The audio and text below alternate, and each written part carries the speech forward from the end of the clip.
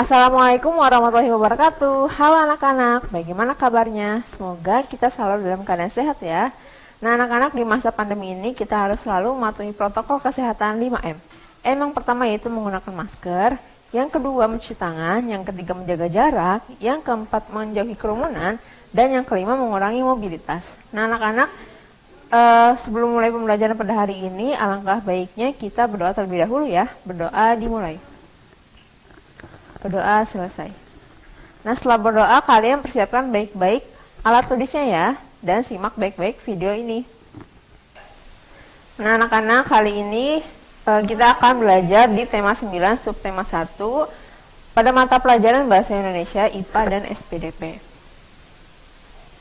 Nah kita akan belajar mengenai cerita fiksi melalui simbol atau gambar imajinatif yang menjelaskan jalan cerita yang didengar atau dibaca. Kemudian pada IPA kita akan mempelajari penyebab perbedaan waktu di bumi, dan SPDP kita akan belajar keunikan unsur-unsur sebuah tarian dengan baik, jenis-jenis tari kreasi daerah, kemudian perbedaan bentuk tari kreasi daerah dan tari kreasi tradisional.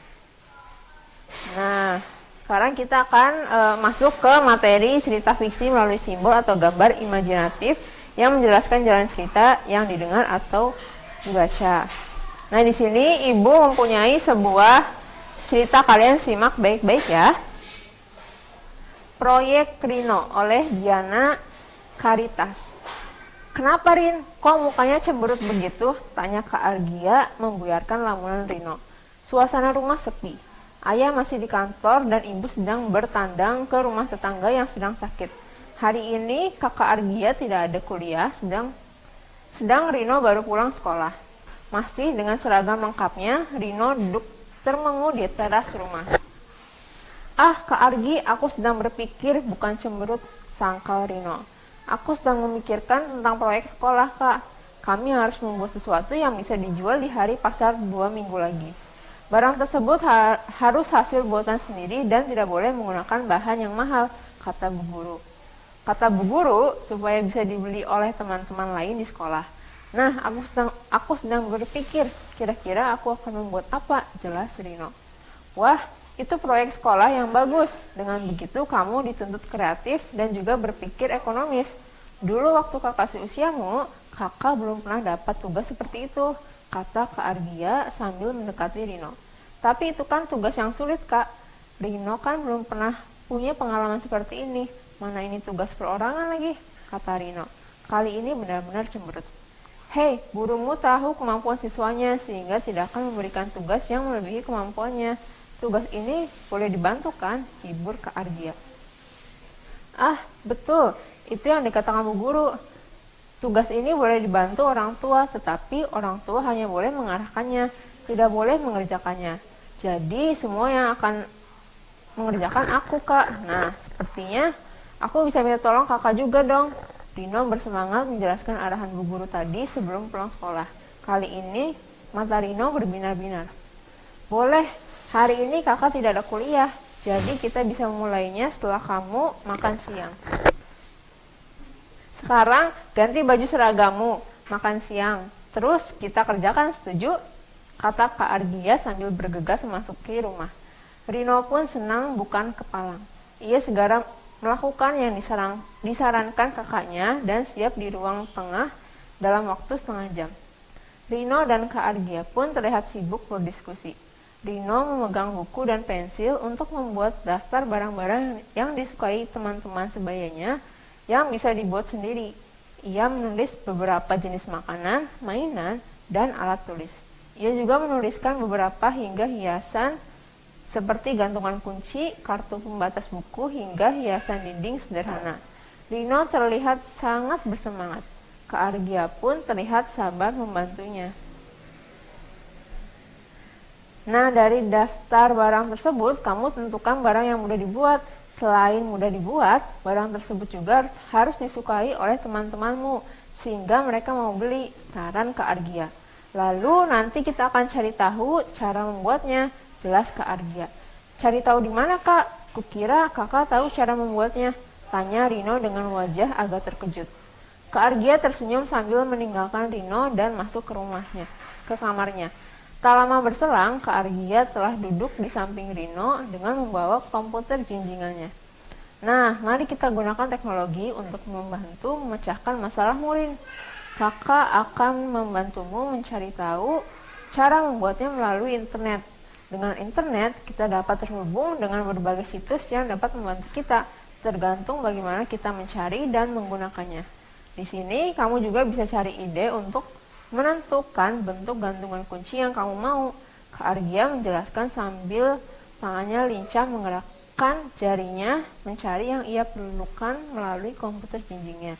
Rino terkagum-kagum melihatnya. Wah, kakak hebat. Terima kasih sekali, Kak. Tatap Rino tak percaya. Tapi Rin, kamu hanya boleh menggunakan atau membuka situs-situs itu dengan ditemani kakak atau orang dewasa lainnya ya. Kamu belum cukup umur untuk membuka situs-situs melalui internet itu. Tidak semua yang dapat terhubung dengan internet itu sesuai dengan usiamu, jelas Kak Rino. Baiklah Kak Argia, yang penting kita bisa selesaikan proyek ini ya. Terima kasih loh Kak, seru Rino riang.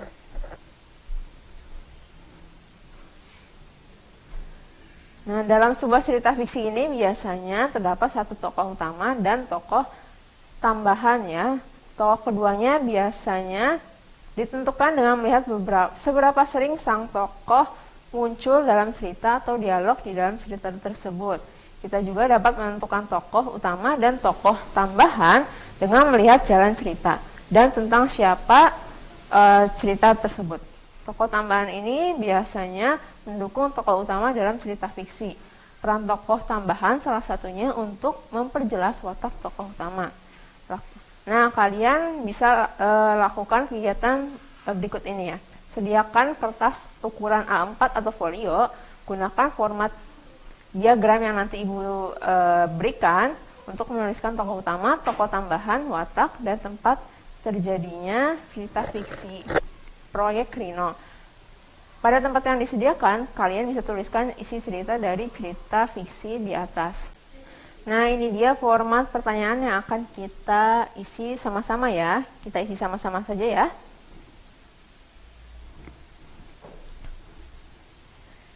Judul cerita tadi. Nah, judul ceritanya apa tadi? Proyek Rino ya. Kemudian watak tokoh utamanya dari Rino. Apa wataknya? Antusias, bertanggung jawab, dan juga mandiri. Kemudian watak tokoh tambahan dari Kak Argia tadi apa? Sabar, bijaksana, dan suka membantu. Kemudian hubungan antara tokoh utama dan tokoh tambahan. Tokoh tambahan ini berhubungan erat dengan tokoh utama dan sangat mempengaruhi keseluruhan cerita. Nah, kemudian isi ceritanya apa? Rino berpikir keras setelah mendapat tugas dari gurunya untuk membuat proyek sekolah. Kakaknya yang bernama Argia membantu permasalahan yang dihadapi Rino dengan memanfaatkan internet. Kak Argia mencari cara membuat barang-barang yang diperlukan Rino untuk dijual di sekolah dalam kegiatan proyek sekolah. Kakak Rino juga menasehati agar Rino bijaksana dalam menggunakan internet karena semua yang dapat terhubung dengan internet itu sesuai dengan usia Rino. Nah, selanjutnya kita akan belajar penyebab perbedaan waktu di bumi. Apa sih penyebab perbedaan waktu di bumi ini? Nah, perbedaan waktu di bumi ini dipengaruhi oleh rotasi bumi ya. Rotasi bumi ini bisa menyebabkan perbedaan waktu karena posisi bumi dan matahari. Jadi, saat bumi berotasi atau berputar pada porosnya ini, ada bagian bumi yang terkena sinar matahari dan juga ada yang tidak terkena sinar matahari ya. Nah, waktu yang diperlukan bumi untuk melakukan satu kali rotasi ini yaitu sekitar 24 jam. Jadi, terdapat 24 zona waktu yang berbeda-beda sesuai dengan letak daerahnya. Nah, bisa dilihat dari gambar ini ya, ada bumi yang terkena sinar matahari dan juga ada yang tidak terkena sinar matahari. Bumi kita berputar membentuk lingkaran 360 derajat dan membutuhkan waktu 24 jam untuk satu kali putaran. Nah, apa akibat perputaran tersebut? Untuk mengetahuinya, kalian bisa amati bola dunia atau peta dunia serta garis yang tampak di dalamnya. Tahukah kalian garis yang tampak pada bola dunia atau peta dunia tersebut disebut garis lintang atau paralel dan garis bujur atau meridian. Garis lintang ini adalah garis khayal horizontal yang melingkari bumi. Garis lintang dibedakan menjadi dua, yaitu lintang utara atau LU dan lintang selatan atau LS. Garis lintang itu digunakan sebagai pedoman untuk pembagian wilayah waktu. Pembagian wilayah iklim ya maksudnya. Nah, sedangkan garis bujur adalah garis khayal membujur yang membelah bumi menjadi belahan barat dan belahan timur. Nah, garis bujur ini terletak di belahan barat disebut garis bujur barat atau BB, sedangkan yang terletak di belahan timur disebut garis bujur timur atau BT. Garis bujur ini digunakan sebagai pedoman untuk pembagian wilayah waktu. Garis bujur barat atau BB dan garis bujur timur BT berhimpit di garis 0 derajat Greenwich. Garis ini melalui Greenwich Observatory di kota London, Inggris. Oleh karenanya, kota itu ditetapkan sebagai penentu waktu internasional. Saat berotasi 1 derajat, maka bumi membutuhkan waktu 4 menit. Apabila berputar 15 derajat, bumi membutuhkan waktu 1 jam. Nah, berdasarkan perhitungan itulah setiap tempat di muka bumi ini mempunyai selisih garis bujur 15 derajat dan mempunyai perbedaan waktu 1 jam. Nah, bisa dilihat di gambar ini ya, ada garis bujur dan garis bujur barat dan juga garis bujur timur. Garis bujur 0 derajat ini berada di tengah ya, pusatnya yaitu di kota Greenwich di London. Nah, kota tersebut dilalui garis bujur 0 derajat sebagai dasar pembagian waktu internasional. Selanjutnya kita akan belajar mengenai keunikan unsur-unsur sebuah tarian dengan baik, kemudian jenis-jenis tari kreasi daerah dan perbedaan bentuk tari kreasi daerah dan tari khas tradisional. Nah, unsur dari tari kreasi sendiri yang pertama ada gerak. Nah, gerak tari kreasi ini dibagi menjadi dua, yaitu gerak murni dan gerak maknawi yang terdapat dalam tari tradisional klasik, kerakyatan atau modern. Yang kedua ada tema. Nah, pokok pikiran untuk landasan menyusun tarian dapat diambil dari keseharian, perangai binatang, dan alam sekitar. Kemudian yang ketiga ada iringan. Iringan musik eksternal ini yaitu iringan musik yang dibuat secara sederhana dari alat musik yang ada. Nah, iringan musik internal adalah irama musik yang dihasilkan dari gerakan tubuh penari dan suara vokal penari. Yang keempat ada rias dan busana. Nah, seiring berkembangnya zaman, riasan tidak hanya pada bagian muka tetapi sampai pada bagian lengan, tangan, bahkan bagian tubuh lain yang dapat dilihat penonton atau body painting. Dan pakaian sudah banyak dimodifikasi. Yang kelima yang terakhir yaitu ada perlengkapan. Nah, perlengkapan ini disesuaikan dengan tema serta karakter gerak tari kreasi. Nah, selanjutnya itu ada keunikan dari tari kreasi. Nah, yang pertama yaitu menari tari kreasi dengan keunikan gaya tradisional klasik. Ini menggunakan ekspresi gerak ya. Kemudian pandangan matanya paling jauh yaitu 2 meter jatuh ke bawah.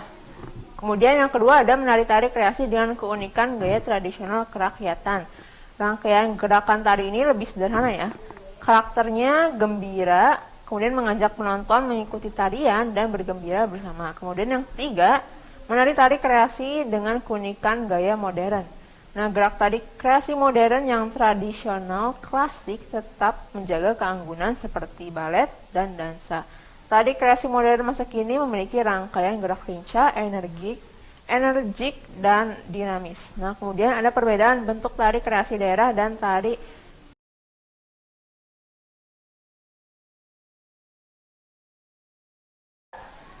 Nah, selanjutnya yang terakhir yaitu perbedaan bentuk tari kreasi daerah dan tari khas tradisional ya. Tari khas tradisional ini adalah tari yang berasal dari rakyat setempat dan bersifat turun-temurun. Sedangkan tari kreasi daerah ini adalah tari yang mengandung unsur daerah tetapi sudah dikreasikan sesuai dengan perkembangan zamannya. Nah, anak-anak, sekian pembelajaran pada hari ini. Jika ada yang ingin tanyakan, kalian bisa tanyakan di grup WhatsApp atau komen di kolom komentar ya. Sekian, kurang lebihnya mohon maaf. Wassalamualaikum warahmatullahi wabarakatuh.